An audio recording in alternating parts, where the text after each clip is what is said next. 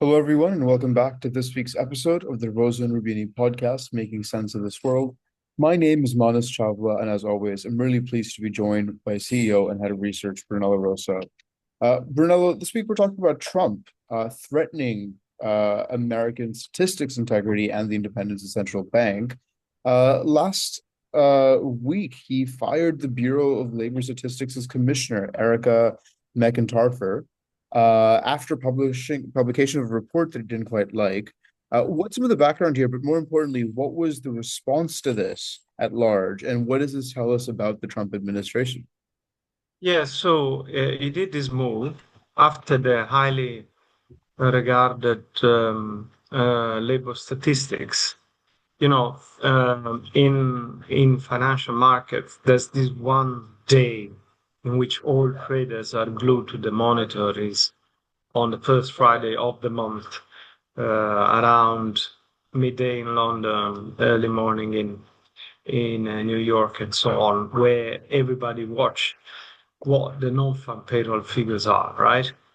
Non-farm payroll figures are very important because they tell you what's the stage of the labor market, which is important because it's a lagging indicator. So if the labor market is doing well, it means that the economy has done well so far, and these effects are still working through the system. So while it comes after the results of economic activity to some extent is important because if things have not trickled down to the labor market, there is still time for things to happen. That's the significance of that. Now, they're a real lottery. That's why there are small bets, sweepstakes, and all sorts of stuff in companies because of the back month revisions. Okay, so you get a number, but the number is highly impacted by the revisions of the previous months, which makes it totally unpredictable because you might get the direction of new jobs created broadly right, but if the back month revision is huge, then whatever number you might have bet on would be totally different. So when the labor statistic came in, it had two figures. One was the new jobs, which was pretty low, and especially there were big revisions to the previous months. Mm, Now, downward. Now, this is obvious. It always happens. It has always happens. There's nothing new. That's why people watch this number and bet on it because it's a real lottery. Um, but Trump didn't like that at all because it signaled that the economy is actually um,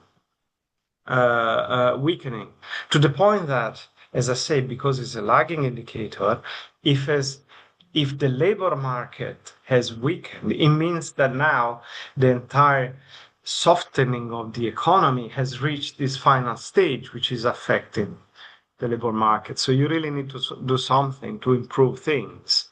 And then you will start seeing potentially the leading indicators going in the right direction, and then the economy, and eventually the labor market. So it's a long process. People need to have a bit of economic savvy to get what's going on. Definitely, you cannot take these things at face value. Definitely, you cannot take this personal. And definitely, you should learn from what the statistics are telling you about the effects of your economic policies. The wrong response seems to me firing the person that is responsible for these statistics. But that's the way Trump operates. It doesn't like something, and he fires the people that somehow are considered responsible for that, with the usual excuse that it was appointed by Biden, and the statistics were not good enough, and then he showed some signs in the Oval Office of some line going up without explaining what that line was over what time period. I mean, that's not how you do statistics. That's the reason why all economists, the American Economic Association, express grave concerns for the integrity of statistics going forward. A Nobel Prize winner like Akerlof wrote a long letter to the New York Times and say, "Hey, this is not the way you do things." And the article was titled what to do when the president acts like a 5 years old, which is like, oh, I don't like it, right? And he throws the game away or brings the ball away instead of saying, oh, maybe I should improve and maybe I should do things. So, uh, the punchline of Hakerlof letter was that people in office have sworn their loyalty to the US Constitution to serve the country, not the president. They don't need to please the president. They need to please the nation, do the job independently for the nation. So if we start tinkering with the quality of statistics, then you don't know what's going on really. It's like in China. What's the target for GDP growth? 5%. Magically, every year, the GDP growth is on target. Okay, so you know that those statistics are unreliable, which is the reason why everybody uses different methods and proxies to get what's really going on. Do we want to get to the same point or having to watch, I don't know, constructions and truck movements and shipments and stuff to get what's really going on in the economy rather than relying on proper statistics? I don't think we really want to go there. Yeah. And this comes at an interesting time because it affects sort of some of the dynamics of the central banking side as well. Because after the resignation of Adrian Kluger from the Fed's board, which is in response to this, a vacancy has opened up, which changes the dynamic, I'm told, of the FOMC, of the future of central banking in the US. Explain that dynamic to us. Yes. Erika McIntyre was fired, and Adrian Kluger, a member of the Federal Reserve Board, a governor, the way they are called there, resigned in protest. You shouldn't be doing this. Now, it's mostly symbolic because Adrian Kluger term was set to terminate in January anyway, so it's not huge thing. So it's mostly symbolic. Say, I don't like it. I've done my part, but I really don't want to serve in administration that operates like this. Now, what has happened is that now there's a vacancy in the FOMC. This is very important because, as you know, we have discussed this several times. The Fed as being among those institutions that so far has resisted Trump's attempt to overturn everything. During the week, he even called Jan Hatzius from Goldman to leave his own private sector job because he didn't like the forecast that Goldman did. I mean, come on, this is a private entity. They can do right and so on, whatever they want, right? So it doesn't really make any sense that things are going that way. But anyway, Adrian Kruger left, a spot is open. And even before the election, Scott Bessent said one of the potential tactics of Trump, instead of firing Jerome Powell, which would really be unliked by the market, we know that, would be appointing somebody that is loyal to him, which would be like a shadow chair, which would effectively say what the president wants to be said, instead, and then the market will listen more to this person rather than Powell. So is this plan going to work that way? Well, things are not exactly going in that direction. For the time being,